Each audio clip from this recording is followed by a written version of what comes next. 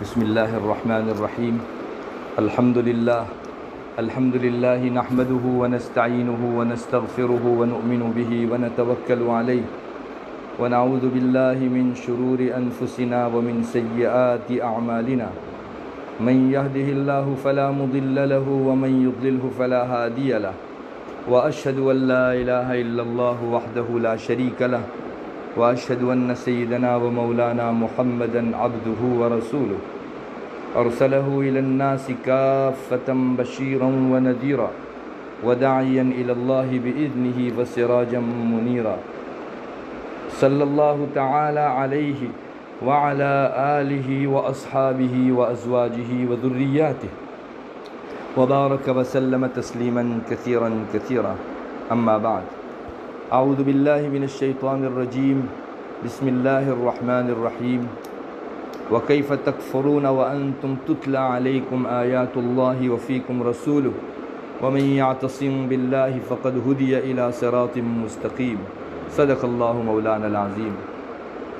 عزت و احترام کے قابل ماں بہنوں، ویسے میں پچھلی کئی مجلسوں سے آپ ماں بہنوں کے سامنے کبیرہ اور بڑے گناہوں کے سلسلے میں دین کی باتیں عرض کر رہا تھا، مگر اس وقت اپنے اصل موضوع سے ہٹ کر ایک اور موضوع کی طرف آپ کو توجہ دلانا چاہتا ہوں. آپ بھی شاید جانتی ہوگی، ہمارے ہندوستان میں اس وقت عورتوں میں مرتد ہونے کا رواج بہت زیادہ ہو گیا. ایسی رپورٹیں آ رہی ہیں کہ جو لوگ فکر مند ہیں ان لوگوں کے دماغ چکرا رہے ہیں. ہمارے آس پاس کی بستیوں میں ایک خاتون ان مرتد ہونے والی بچیوں میں کام کرتی ہے. اس کی رپورٹ کے بعد ایک اچھی خاصی تشویش ہو گئی ہے کہ اس قدر بھی مسلمان پستی کے اندر جا سکتا ہے. خاص کر ممبئی شہر کے اندر بہت ساری ہماری مسلمان بچیاں اپنا ایمان کھو کر غیروں کے ساتھ مستقر رہنے لگی ہیں. تو اس خاتون نے بتایا کہ ان خواتین کا ایمان اتنی حد تک جا چکا ہے کہ ان کو اسلام کے احکام پر مستقل اعتراض ہے. اللہ تعالیٰ کے وجود کے بارے میں ان کو یقین ہی نہیں ہے کہ کوئی ذات اس دنیا کی چلانے والی ہے. حالانکہ ان بچیوں نے مسلمان گھرانے کے اندر آنکھیں کھولی، ایک لمبے عرصے تک دینی تعلیم پائی، مسلمان ماں باپ اور مسلمان فیملی کے بیچ رہی. ان سب کے باوجود بھی یہ بچیاں آج دین سے اتنی بیگانی ہو گئی ہے کہ ان کو اسلام کے متعدد احکام پر اعتراض. اللہ نے ایسا حکم کیوں بنایا؟ اللہ نے ایسا حکم کیوں نہیں بنایا؟ یہ حکم کیوں دیا اور ایسا حکم کیوں نہیں دیا؟ اللہ اکبر. اللہ تعالیٰ نے جو احکام اتارے اس کے اوپر انگلی رکھنے کی وجہ سے یا اعتراض کرنے کی وجہ سے 50 سال کا مسلمان ایک گھڑی کے اندر کافر ہو جاتا ہے. تو بہت تشویش اور بہت پریشانی کی چیز ہے کہ ہماری خواتین کو یہ کفار اور مشرکین اپنا ٹارگٹ بنا رہے ہیں، اور صرف ان کو گنہگار اور فاسق و فاجر نہیں بلکہ کافر اور مشرک بنانے کے اوپر تلے ہوئے ہیں. اور اس سے زیادہ افسوس کی بات یہ ہے کہ ان کو رسپانس بھی بہت مل رہا ہے. بہت ساری لڑکیاں اپنا ایمان کھو کر واقعی کافر بن چکی ہیں. تو تعجب ہوتا ہے ایسے موقعوں کے اوپر کہ مسلمان کا ایمان کیا اتنا کمزور ہو گیا کہ کسی کافر کے دعوت دینے کے اوپر یا اپنے اوپر آنے والی کسی معمولی سی مصیبت کو نہ سہنے کی بنا پر انسان کفر کے میدان میں اور کھائی میں اپنا قدم ڈال دیتا ہے. چنانچہ یہ بات سنی گئی اور انہی بچیوں نے جن کو تھوڑا بہت دل میں فیلنگ ہوا اور وہ کسی مسلمان خاتون سے وابستہ ہو کر اپنے دل کا درد رکھنے پر قادر ہوئی، وہ بچیاں کہہ رہی تھیں کہ کفار کا کہنا ہے کہ ہم نے بہت غور کیا، مسلمانوں سے ایمان کو لوٹنے کے لیے آسان سے آسان ذریعہ کیا، تو بہت غور و خوض کے بعد، بہت فکر کے بعد ہم اس نتیجے پر پہنچے کہ بچوں پر بڑا سایہ ماں کا رہتا ہے. اگر ماں نیک ہے تو اس کے پیٹ سے پیدا ہونے والا بچہ بھی نیک ہوگا. اگر ماں کی صحیح تربیت ہے تو پہلا مدرسہ ماں کی گود ہے اور وہاں بچے کو دینی اور اچھی تعلیم ملے گی. یہی ماں اس بچے کو برائیوں سے بچانے اور نیکیوں کے اوپر ابھارنے کا مردوں کے مقابلے میں زیادہ کام کرتی ہے، تو کیوں نہ ان ماؤں ہی کو خراب کر دیا جائے تاکہ ہماری منتشر محنت ہم کو نہ کرنی پڑے۔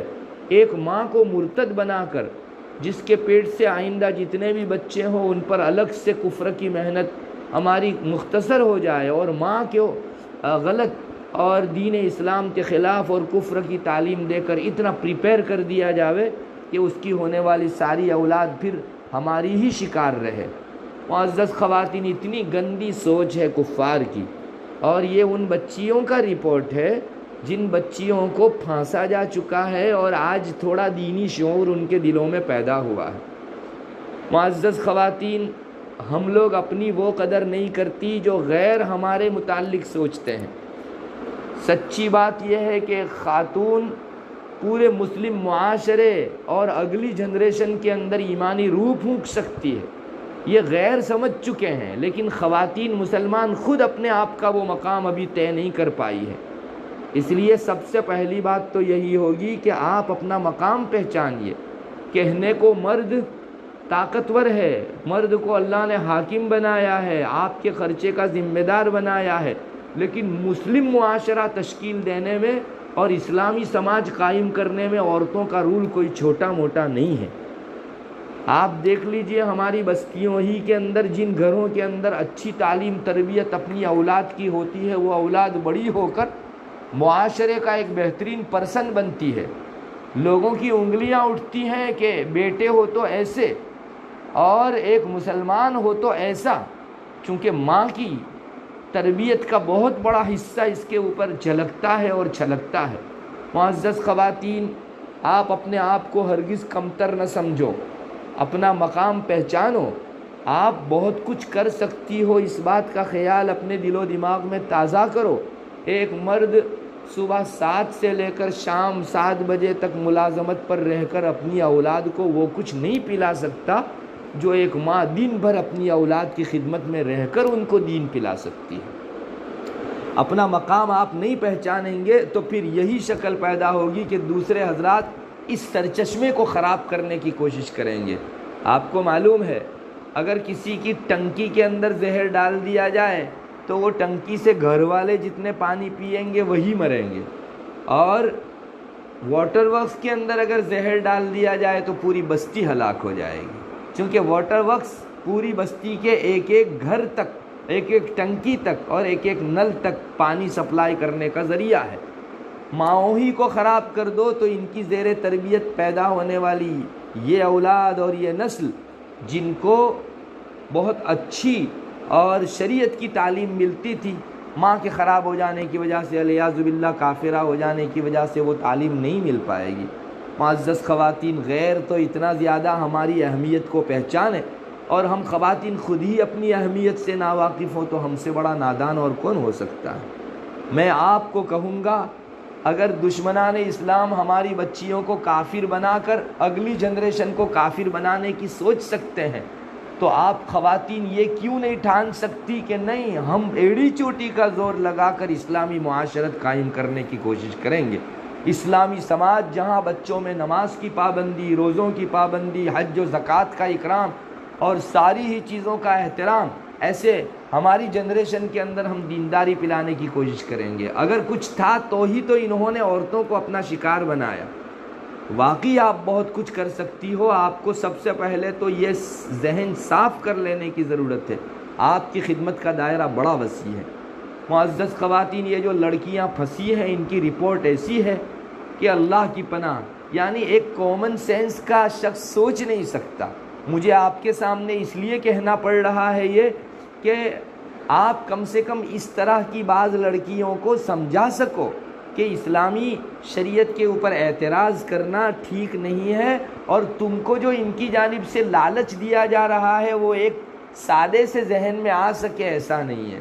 معزز خواتین، یہ بچیاں، وہ خاتون بتا رہی تھی کہ ان بچیوں کی رپورٹ ہے کہ غیر مسلم ہم کو اپنے پھندے میں پھنسا کر یہ کہتے ہیں کہ ہم بچی پیدا کریں گے، اور اس بچی کو 12-13 سال کی عمر ہونے کے اوپر جو خواتین کے شوقین لوگ ہیں ان کو بیچ دیا کریں گے۔ آپ کو یہاں رک کر بتا دوں، اس وقت دنیا کے اندر بچیوں کے بیچنے کا مارکیٹ بہت گرم ہے، اور بوڑھے لوگ اور مالدار لوگ ایسی ابھرتی بچیوں کو کروڑوں میں خرید رہے ہیں، اور یہ اپنی جگہ بہت سچ ہے۔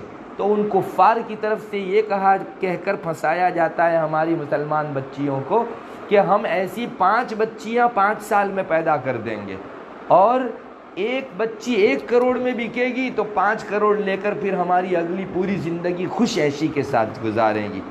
اللہ اکبر!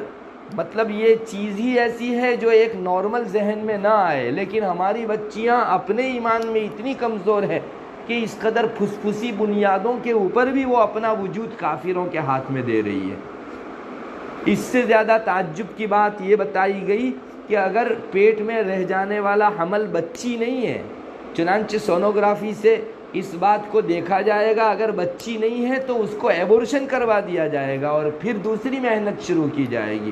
معزز خواتین، یہ حالت ہے مسلمان بچیوں کی، اور ایک نہیں، اس لڑکی کے کہنے کے مطابق 17 لڑکیاں اس کے ساتھ ایسی ہیں جو اس طرح کے دام فریب میں اس کی معلومات کی حد تک پھنسی ہوئی ہے۔ باقی اس کی معلومات سے باہر کی دوسرے علاقوں کی بچیاں کتنی ہیں ان کی تعداد تو اللہ ہی جانتا ہے۔ معزز خواتین، میں آپ کو یہی پوچھنا چاہوں گا کہ ان بچیوں نے اپنا ایمان کھویا کیوں؟ یہی بچیاں اگر اسلامی تعلیمات سے روشناس ہو کر بڑی ہوتی تو اپنی اولاد ہی کی نہیں، محلے کے سارے بچوں کی بہت اچھی اصلاح و تربیت کر سکتی تھی۔ اللہ تبارک و تعالی ہم لوگوں کو ذہن اور سمجھ اور تفقہ عطا فرماوے۔ اگر ہم لوگ دینی نقطۂ نظر سے سوچنا بند کر دیں گے تو اسلام پر ہمیشہ اعتراض ہی ہوگا اور اپنی قدر کبھی نہیں پہچان سکے گی۔ معزز خواتین، ہماری ان بچیوں کو جن پر دشمنوں کی نگاہ لگی ہوئی ہے، ہم کو ڈبل حفاظت کرنے کی ضرورت ہے، اور علماء کے فرمانے کے مطابق 11-12 سال کی عمر سے لے کر 18, 19, 20 سال کی عمر تک کا یہ پیریڈ وہ ہوتا ہے جس میں عام طور پر جوان بچیاں اپنا قدم پھسلا دیتی ہیں۔ باقی کسی کی یہ عمر صحیح طریقے سے گزر گئی تو عمر کے 20 سال تک پہنچنے میں ایک طبیعت میں ٹھہراو آ جاتا ہے۔ پھر غیروں کی اس طرح کی دعوتیں اتنی جلدی اثر نہیں کرتی، چونکہ 20 سال کی عمر میں ایک درجہ ٹھہراو میسر کرتی ہیں، محسوس کرتی ہیں اور اپنے اندر ایک جماؤ پاتی ہیں۔ یہی وہ پیریڈ ہے جس کے اندر اکثر بچیاں لغزشوں کا شکار ہو گئی ہے، پھسل گئی ہیں۔ تو علماء فرماتے ہیں کہ جب یہ عمر بہت کریٹیکل ہے، 12 سال سے لے کر 20 سال کی، تو ان بچیوں کو اس عمر کے اندر سنبھالنے اور محفوظ رکھنے کا خصوصی اہتمام ہونا چاہیے۔ اب وہ اہتمام کیا ہو جس کے ذریعے سے یہ بچیاں ایک تو مرتد ہونے سے بھی محفوظ رہیں اور اتنی پختہ کار مسلمان بنے کہ آئندہ دوسری جنریشن کی صحیح تربیت کر سکے۔ بہت آسان علاج اس کا یہی بتایا جاتا ہے کہ ان سالوں کے اندر ان بچیوں کو قرآن کریم سے وابستہ کر دو۔ قرآن کریم پڑھنے میں، قرآن کریم پڑھانے کے اندر بچیاں مشغول ہوگی تو ایک طرف موبائل اور نیٹ کے فتنوں سے بھی محفوظ ہو جائے گی، اور دوسری طرف کفار کی یہ جو کافر بنانے کی یلغار چل رہی ہے اس سے بھی انشاءاللہ ہماری یہ بچیاں محفوظ ہو جائے گی۔ بہت آسان علاج ہے، ناظرہ، حافظہ اور قرأت 7 عشرہ وغیرہ میں ان بچیوں کو جوڑ کر اتنی مدت ان کی قرآن کے ساتھ وابستہ کر دی جائے، انہیں قرآن میں اتنا مشغول کر دیا جائے کہ ادھر ادھر کے فتنوں کا شکار ہونے کی نوبت ہی ان کے پاس نہ رہے، ان کے پاس کوئی چانس ہی نہ رہے جس میں کوئی ان کا شکار کر سکے۔ اور معزز خواتین، یہ بات اپنی جگہ بہت سچ ہے کہ قرآن کریم کی تلاوت میں کفر کو ٹالنے کی تاثیر ہے۔ اگر کسی انسان کے دل کے اوپر کافرانہ خیال حملہ آور ہو رہے ہوں، وہ تلاوت قرآن کر لے تو انشاءاللہ یہ سارے کفریہ جتنے بھی داؤ پیچ ہیں وہ سب کے سب راکھ ہو جائیں گے۔ قرآن کریم کی میں نے شروع میں آیت کریمہ آپ کو پڑھ سنائی، وَكَيْفَ تَكْفُرُونَ وَأَنْتُمْ تُتْلَى عَلَيْكُمْ آيَاتُ اللَّهِ وَفِيكُمْ رَسُولُهُ، تم لوگوں میں کفر آ ہی کیسے سکتا ہے جبکہ تمہارے بیچ تو اللہ تعالیٰ کی کتاب پڑھی جاتی ہے اور تمہارے بیچ رسول ہے۔ اس آیت کریمہ میں یہی دکھایا گیا، اللہ کے قرآن کی تلاوت ہوگی اللہ کے قرآن کی تعلیم و تعلم ہوگا تو اس جگہ کفر قریب پھٹک نہیں سکتا۔ معزز خواتین، یہاں تک رپورٹ سنی گئی کہ جو بچیاں علیاذ باللہ مرتد ہو کر چلی جاتی ہیں تو ان کو پہلے وہلے میں ان کے مہاراج کے پاس لے جایا جاتا ہے، اور وہ اس طرح ببوت اور مختلف قسم کے منتر تنتر سے اس کے ذہن کو ان بیلنس کرنے کی کوشش کرتے ہیں تاکہ یہ قرآن بھول جائے، سورہ فاتحہ تک نہ پڑھ سکے۔ اور رپورٹ یہاں تک آئی ہے کہ ایسی بچیوں کا اس طرح علاج کرنے کے بعد ان کو کہا گیا کہ چلو ایک آیت پڑھ کے سنا دو، تو اتنا زیادہ ان تنتر اور منتر ان پر اثر کر جاتا ہے کہ ایک آیت بھی پڑھ کر نہیں سنا سکتی۔ معزز خواتین، یہ دشمن، یہ مہاراج سادھو سمجھتے ہیں کہ قرآن کریم رہے گا تو ایمان رہے گا، اسے ختم کرو تاکہ ہماری ارتداد کی محنت بہت اچھی طریقے سے ان میں جم پاوے۔ تو ہم لوگ اس کا سہارا لے کر اپنے ایمان کی حفاظت کا سامان کیوں نہیں کرتے؟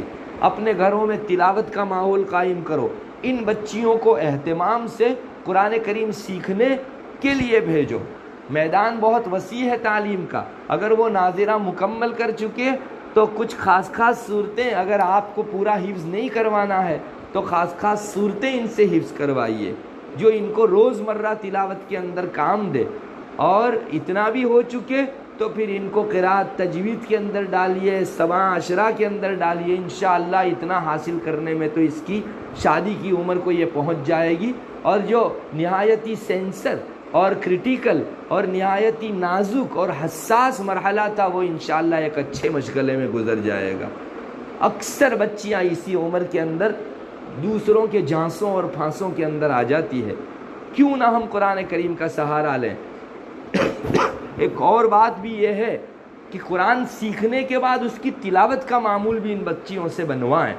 قرآن کریم کی کثرت سے تلاوت کرنا انسان کے دل کو صاف کرتا ہے۔ اگر کفر کا میل جم بھی گیا ہو، گناہوں کا میل کچیل ہمارے دلوں کے اوپر تسلط جما چکا ہو، تو بھی قرآن کریم کی کثرت، تلاوت کی کثرت یہ تاثیر رکھتی ہے کہ اللہ تعالیٰ اس زنگ کو، اس کاٹ کو دور فرما دیتے ہیں۔ حضرت عبداللہ ابن عمر رضی اللہ تعالیٰ عنہما کی روایت مشکات شریف میں ہے کہ رسول اللہ صلی اللہ علیہ وسلم نے ایک مرتبہ ارشاد فرمایا کہ جس طرح لوہے کو بارش کا پانی لگنے کی وجہ سے زنگ چڑھ جاتا ہے، ویسے دلوں کو بھی گناہوں کی وجہ سے کاٹ لگ جاتا ہے، زنگ چڑھ جاتا ہے۔ تو صحابہ نے پوچھا، حضرت اس زنگ کو دور کرنے کی شکل کیا؟ دلوں پر گناہ کا، کفر کا، فسق کا، فجور کا، نفاق کا جو زنگ اور کاٹ چڑھا ہے اس کو دور کرنے کی شکل کیا؟ تو آپ صلی اللہ علیہ وسلم نے دو چیزیں ارشاد فرمائی، کثرت سے قرآن کریم پڑھنا اور کثرت سے موت کو یاد کرنا۔ اللہ اکبر! اتنا پختہ علاج ہمارے بیچ موجود ہوتے ہوئے بھی ہم ہمارے دلوں کے اوپر سے کفر کا زنگ نہ دور کریں تو پھر ہم سے بڑا محروم اور بدقسمت اور کون ہو سکتا ہے؟ معزز خواتین، یہ بات تاثیر سے ثابت ہو چکی ہے کہ جس کے دل میں قرآن ہوگا اس کے دل میں کفر اتر نہیں سکتا۔ اور ایک مرتبہ کفار بھی اگر کفر جمانا ہے تو قرآن کو رخصت کرنے کی ساری محنتیں لگا دیتے ہیں۔ جیسے مہاراجوں کے حوالے سے میں نے آپ کو سنایا، یہ سادھو سنت جو ہے وہ اس کی ہی کوشش کرتے ہیں کہ اس کے دل و دماغ میں دھونی دے کر اور اس طرح کے منتر پڑھ کے ان کو اتنا معاف کر دیا جاوے کہ قرآن کریم کی کوئی آیت باقی نہ رہے۔ اللہ ہم کو سمجھا دے۔ معزز خواتین، اللہ کے کلمات میں اپنی تاثیر ہے۔ آپ نے دیکھا ہوگا یہ جو بچے پیدا ہوتے ہیں ہمارے یہاں، پیدا ہوتے ہی شریعت سب سے پہلا حکم کیا دیتی ہے؟ لڑکا پیدا ہوا ہو یا لڑکی، اس کے داہنے کان کے اندر اذان دو اور بائیں کان کے اندر اقامت کہو۔ ہمارے بڑوں سے ہم نے سنا کہ یہ جو بچپنے کے اندر ایک کان میں اذان اور ایک کان کے اندر اقامت کہنے کا فلسفہ ہے، وہ یہ کہ جس بچے کے کان میں سب سے پہلی آواز اذان اور اقامت کی سنا دی گئی، یہ بے ایمان ہو کر نہیں مر سکتا۔ موت کے موقع سے یہی ڈالا ہوا کلمہ ابھر کر سامنے آتا ہے اور کلمے کے ساتھ اس کو دنیا سے با ایمان رخصت کراتا ہے۔ اللہ اکبر! کتنی بڑی چیز! حالانکہ یہ بچہ ابھی ایک دن کا بھی نہیں ہوا، چند گھڑیوں کا ہوا، لیکن اس پر بھی اللہ کا کلام اتنا اثر انداز ہے۔ اللہ اکبر! اللہ اکبر! اشہد ان لا الہ الا اللہ، اشہد ان محمد رسول اللہ، ان کلمات کی تاثیر تو دیکھیے۔ کہاں اس نے بچپنے میں سنا تھا، ایک دن کی عمر ہوئی تھی تب سنا تھا، چند گھنٹوں کی عمر ہوئی تھی، سب تب سنا تھا، اور اب اس کا اثر ظاہر ہو رہا ہے خاتمے کے موقع سے۔ معزز خواتین، الحمدللہ ہمارے پاس ایمان کے بچاؤ اور کفر سے ٹکراؤ کے لیے اتنا بڑا اسلحہ اور ہتھیار موجود ہے قرآن کی شکل میں، اللہ کے کلمات اذان کی شکل میں، کہ کسی مذہب والے کے پاس نہیں ہے۔ آپ کو تعجب ہوگا، میرے ایک استاد نے یہ بات سنائی تو میں خود پھڑک اٹھا۔ وہ کہتے تھے کہ آج آپ دیکھنا، جب بھی ان غیر مسلموں کی اسپتال کے اندر ہمارے بچے جنم لیتے ہیں تو ہم کچھ اذان کہیں اس سے پہلے نرسیں ہمارے ہاتھ میں سے لے جاتی اور دوسرے روم میں پتہ نہیں اس کو صاف کرنے کے بہانے سے لے جاتی ہے یا کیا کرنے لے جاتی ہے۔ سب سے پہلے ان کافر نرسوں کو تعلیم دی گئی ہے کہ اس بچے کے کان میں اذان نہ پڑھنے پائے، چنانچہ دوسرے روم میں جا کر وہ کان میں اوم بولتی ہے۔ اللہ اکبر! کفار کی محنت کتنی زیادہ آگے ہے، ہماری اذان پر ان کی کتنی نظر ہے۔ وہ باقاعدہ کافر نرس سب سے پہلا کلمہ اوم بول کے اس کے کان کے اندر ڈالتی ہے تاکہ کلمہ اپنا اثر نہ کر سکے۔ معزز خواتین، کیوں وہ لوگ اتنے الرٹ ہیں اور ہم لوگ جو ہے بالکل سرد مزاجی کا شکار ہیں؟ بچوں کے کان کے اندر اگر کلمہ اذان پڑھنے کی وجہ سے ان کا خاتمہ سلامت رہتا ہے تو جو بچے اپنی زبان سے اللہ کا کلام پڑھیں گے ان کا وجود کیوں خوشبودار نہیں ہو جائے گا؟ ان کے وجود کے اندر کفر کی بو ٹل کیوں نہیں جائے گی؟ اور اسلام کی خوشبو اور مہک سے پورا جسم معطر کیوں نہیں ہو جائے گا؟ معزز خواتین، آج کے ارتداد کا نیٹ اور موبائل کے فتنے کا زبردست توڑ ہے تو قرآن کریم کی تلاوت، قرآن کریم سے وابستگی ہے۔ ارے اس کے معنی مطالب کسی کی رہنمائی کے اندر پڑھو، قرآن کیا کہتا ہے؟ سورہ فاتحہ اتنے 50 سال کی عمر ہو گئی، ہم ہر نماز کی ہر رکعت میں پڑھتے ہیں لیکن اندازہ نہیں ہے کہ ہمارا رب اس میں کہتا کیا۔ ہم کو غیر المغضوب علیہم ولا الضالین کا مطلب پتہ نہیں ہے۔ معزز خواتین، یہ کتنی بے التفاتی ہے اور ہم لوگ شکایت کرتی ہیں کہ ہمارے پاس وقت نہیں ہے۔ آپ دن بھر میں کیا ایک آیت کریمہ بھی قرآن کریم کی ترجمے کے ساتھ کسی کی رہنمائی میں نہیں پڑھ سکتی؟ اتنی بھی ہمارے پاس فرصت نہیں ہے اور وقت نہیں ہے۔ یہ ہماری غفلت و سستی کے علاوہ کچھ نہیں۔ لہٰذا آپ کے بیچ میں اپیل کرتا ہوں اور درخواست کرتا ہوں کہ خود بھی قرآن کریم کی تلاوت کا کثرت سے معمول رکھیے، اپنے بچوں کو بھی اپنے گھر کے اندر قرآن کریم کھول کر عظمت کے ساتھ تلاوت کرنے کے لیے بٹھائیے۔ یہ آدھے گھنٹے کی تلاوت اس کے دل و دماغ میں صفائی پیدا کرے گی، کفر و شرک سے جہاں دوسرے بچے بہے جا رہے ہیں اس کو بچاوے گی، معمولی مت سمجھو۔ اور علماء نے، جو لوگ مستقل قرآن کریم کے پارے نہیں پڑھ سکتے، انہوں نے بہترین انداز میں ہر 2 نمازوں کے بیچ کچھ صورتیں طے کی ہیں اور حدیثوں اور آثار کی روشنی میں طے کی ہے کہ اتنا تو کم سے کم شروع کرو۔ چنانچہ حضرت حاجی امداد اللہ مہاجر مکی علیہ الرحمہ، جو ہمارے ہندوستان کے سارے صوفیاء کے امام ہیں اور اکامل دیوبند ان سے بڑی عقیدت والا تعلق رکھتے تھے، تو ان کے معمولات میں لکھا ہے، وہ اپنے مریدوں کو بھی کہتے تھے، ان کی کتابوں میں چھپا بھی ہے کہ فجر سے لے کر ظہر تک کے پورے وقت میں کبھی بھی پوری سورہ یاسین پڑھ لی جائے، فجر سے لے کر ظہر تک میں، اور بہت اچھا ہوگا صبح صبح ہی پڑھ لو، اس لیے کہ سورہ یاسین قرآن کریم کا دل ہے، اور جس نے سورہ یاسین پڑھ لی سمجھو اس نے اپنے دل کے اندر پورے قرآن کریم کے خمیر کو اتار دیا۔ اس لیے فجر سے لے کر ظہر تک کے پورے وقت میں کبھی بھی سورہ یاسین شریف پوری پڑھ لو۔ ظہر سے لے کر عصر تک کا جو وقت ہے اس میں سورہ انا فتحنا لک فتحا مبینا، جو 26ویں پارے میں سورہ فتح کے نام سے اتری ہوئی سورت ہے، اس کو تلاوت کر لو۔ ظہر سے لے کر عصر تک انا فتحنا لک فتحا مبینا، کوئی بہت زیادہ صفحات نہیں ہے، 6-7 صفحات پر مشتمل ہے 13 سطر والے قرآن کریم کے اندر، اس کو زبانی یاد کر کے چلتے پھرتے بھی پڑھ سکتے ہیں۔ میں جب ہردوئی گیا تھا ہمارے حضرت شاہ ابرار الحق صاحب کی خدمت میں آج سے 25 سال پہلے، تو اس وقت حضرت کے خلیفہ تھے وہاں، منشی صاحب یا مولانا مبشر صاحب، ان کی مجلس میں جانا ہوتا تھا، وہ فرمایا کرتے تھے کہ میں اپنے گھر سے ٹانگے میں بیٹھتا ہوں اور مدرسہ آتا ہوں، اتنی دیر کے اندر سورہ انا فتحنا پوری پڑھ لیتا ہوں۔ کتنی آسان چیز، کوئی الگ سے وقت فارغ کرنے کا بھی موقع نہیں ہے تو آپ سواری ہی کے بیچ کم سے کم پڑھ لیجئے۔ وہ کہتے ہیں روزانہ میرا یہ معمول کہ یہاں سے مدرسہ جاتا ہوں ٹانگے کے اوپر بیٹھ کر، اتنی دیر کے اندر پوری سورہ انا فتحنا پوری ہو جاتی ہے۔ بہت سے لوگ اپنی ظہر کے بعد والی جو سنت اور نفل ہے اسی میں پڑھ لیتے ہیں سورہ انا فتحنا، تو وہ بھی آسان ہو گئی۔ ظہر کے بعد یہ سورت پڑھنے کا معمول ہمیں ہاتھ لگ گیا۔ اور ایسی صورتیں جو متداول ہیں، بار بار پڑھنی ہے، ہماری بچیوں کو زبانی کروا دو۔ بعضوں کو یہ ڈر لگتا ہے کہ پورا قرآن کریم زبانی کروانے میں پھر وہ حفظ نہیں کر پائے گی، یاد نہیں رکھ پائے گی، تو پھر ایسوں کے لیے بہت اچھا ہے کہ کم سے کم یہ مشہور صورتیں ہی یاد کر لیا کریں۔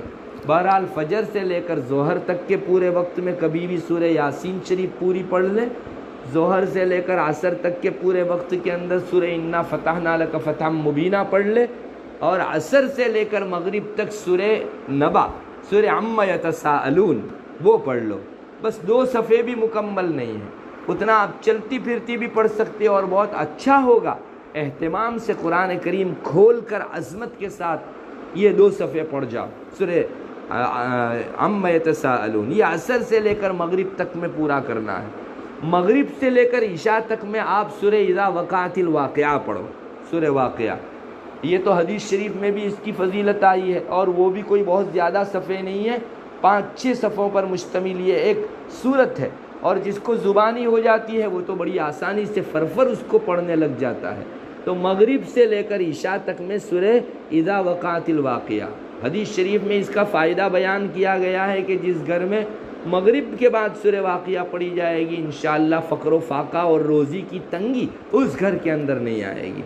اسی طرح ہمارے علماء اور اکابرین فرماتے ہیں کہ عشاء کی نماز کے بعد 2 صورتیں، ایک تو سورہ الف لام میم سجدہ جو 21ویں پارے میں آئی ہے، الف لام میم تنزیل الکتاب لا ریب فیہ من رب العالمین، یہ جو سورہ سجدہ کے نام سے 21ویں پارے میں ہے وہ پڑھنی ہے، اور سورہ تبارک الذی پڑھنی ہے۔ یہ بھی آپ دیکھو گی محض چند صفحات پر مشتمل ہے، کوئی بہت لمبی چوڑی تلاوت بھی نہیں ہے۔ عشاء کے بعد آپ قرآن کریم کھول کر ان دونوں صورتوں کو پڑھ لو۔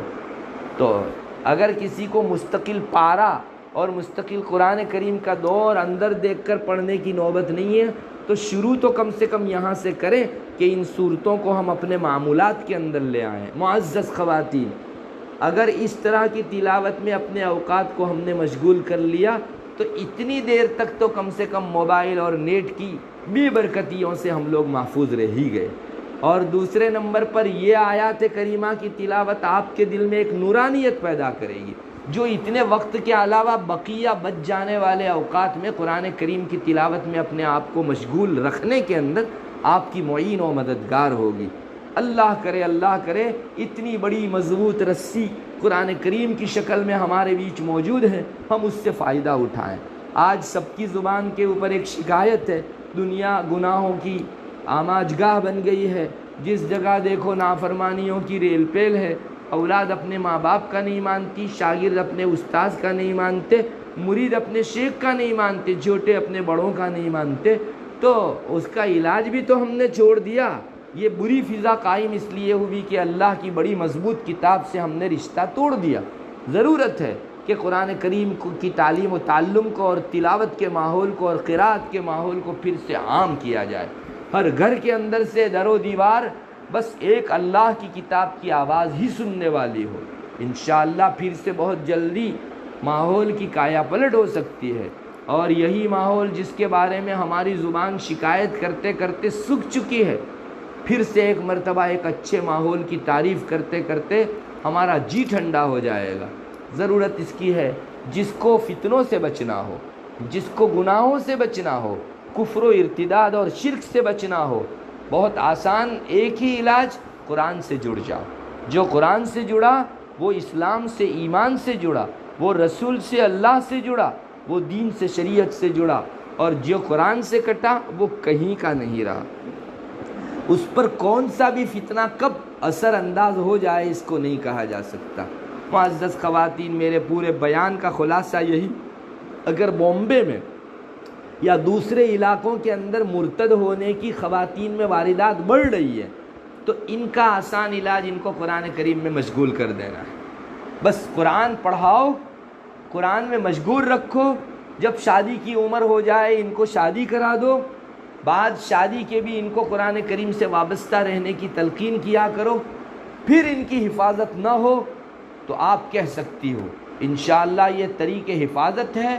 گزشتہ دنوں بھی اس نے ہی مسلم معاشرے کی خواتین کو اور مردوں کو فتنوں سے اور برائیوں سے اور شرور سے محفوظ رکھا ہے۔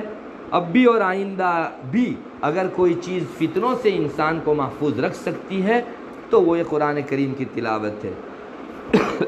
معزز خواتین، کم سے کم ہم اپنا یہ معمول شروع تو کر دیں، انشاءاللہ ہم سے یہ آگے بڑھ کر ہماری اولاد و نسل میں جاوے گی، اور اولاد و نسل سے اڑوس پڑوس میں جائے گی، اڑوس پڑوس سے پوری بستی قرآن کریم کی تلاوت سے ایک مرتبہ جٹ جائے گی، اور ایک ایسا بہترین ماحول قائم ہوگا جہاں کفر و شرک کو پاؤں رکھنے کے لیے جگہ نہ ہو۔ لیکن کوئی کر کے تو دکھائے۔ اسی قرآن نے جاہلیت کے برے دور میں ہلچل مچائی، اسی نے کھلبلی مچا کر ایسے پاکیزہ نفوس صحابہ اور صحابیات دنیا کو دیے کہ اتنے اچھے لوگ اب رہتی دنیا تک کبھی آ سکنے والے نہیں ہیں۔ وہی قرآن آج ہمارے بیچ بھی ہے، ہم لوگ اس قرآن کریم سے فائدہ کیوں نہ اٹھائے؟ میں تو کہتا ہوں تجربہ کر لو، روزانہ قرآن کریم کھول کر 1 پارہ 2 پارہ عزت کے ساتھ، عظمت کے ساتھ، جلالت کے ساتھ، دھیان کے ساتھ تلاوت کرو۔ مہینہ ختم ہوتے ہی، قرآن ختم ہوتے ہی اپنے دل کے اندر نورانیت محسوس نہ کرو تو آپ ہمیں کہہ سکتے ہو۔ قرآن کریم سر تاثر نور ہے، لیکن کوئی قدم تو آگے بڑھا رہے۔ ہم لوگ صرف شکوے کرتے رہیں اور یہ گناہ وہ گناہ، نیٹ موبائل اب کسی کا بس نہیں چلتا اور سب پر قابو پا لیا، اس طرح کی شکایتوں ہی میں مشغول رہیں گے تو علاج کب کریں گے؟ جبکہ آسان علاج ہے، کچھ کرنے کی ضرورت نہیں، قرآن کریم سے جڑ جاؤ، پڑھنے میں بھی جڑ جاؤ اور قرآن کریم کے جو احکام ہیں ان پر عمل کرنے میں بھی جڑ جاؤ۔ اللہ تبارک و تعالی ہمیں توفیق بخشے، اور اتنی زبردست کتاب جو اس نے رکھ رکھی ہے ہمارے بیچ، اس کی صحیح قدردانی کی توفیق عطا فرماوے۔ وآخر دعوانا الحمدللہ رب العالمین۔ دعا کر لیجیے۔ اللہم انت السلام ومنک السلام، تبارکت یا ذا الجلال والاکرام۔ اللہم صلی علی محمد النبی الامی وعلی آلہ وسلم تسلیما۔ اے اللہ ہمارے گناہوں کو معاف فرما، صغائر کبائر سب کو معاف فرما۔ بے شک ہم نے ایمان کی ناقدری کی، معمولی چند پھوٹی کوڑیوں کے خاطر ہم اپنا ایمان بیچ کر دوسروں کے ساتھ چلے گئے۔ اللہ ہماری کتنی ہی بچیاں ہیں جو غیروں کے نرغے میں پھنس چکی ہیں، تو ان کی آسانی کے ساتھ اسلام کی طرف بازیابی کی شکل پیدا فرما۔ اے اللہ مسلمانوں کو ایک اور نیک بنا، دینی پلیٹ فارم پر ان کو اکٹھا فرما۔ اے اللہ دوسرے پلیٹ فارموں پر ہم لوگ جمع ہونے کی کوشش کرتے ہیں، لیکن اسلام سے ہٹ کر کوئی دوسرا پلیٹ فارم نہیں جس پر مسلمان جم سکے۔ اللہ ہم لوگوں کو قرآن کریم سے نسبت عطا کر اس کی تلاوت کی توفیق عطا فرما۔ اے اللہ اپنی ذات عالی کے ساتھ قرآن کریم کے واسطے سے ہم کو جوڑ دے، دنیا آخرت دونوں جگہ سرخ روئی اور کامیابی اور بامرادی کے فیصلے فرما، برے فیصلوں سے۔ اور اے اللہ ہمارے حق میں ناکامیابی کا فیصلہ ہو یا تنزلی اور گناہ میں مبتلا ہونے کا فیصلہ ہو، اس سے ہماری پوری حفاظت فرما۔ مسلمان دنیا کے کسی کونے میں جس پریشانی میں مبتلا ہو اس کی اس پریشانی کو دور فرما۔ اللہم انا نسألک من خیر ما سألک منہ نبیک محمد صلی اللہ علیہ وسلم، ونعوذ بک من شر ما استعاذ منہ نبیک محمد صلی اللہ علیہ وسلم۔ انت المستعان وعلیک البلاغ ولا حول ولا قوة الا باللہ۔ سبحان ربک رب العزة عما یصفون وسلام علی المرسلین والحمد للہ رب العالمین۔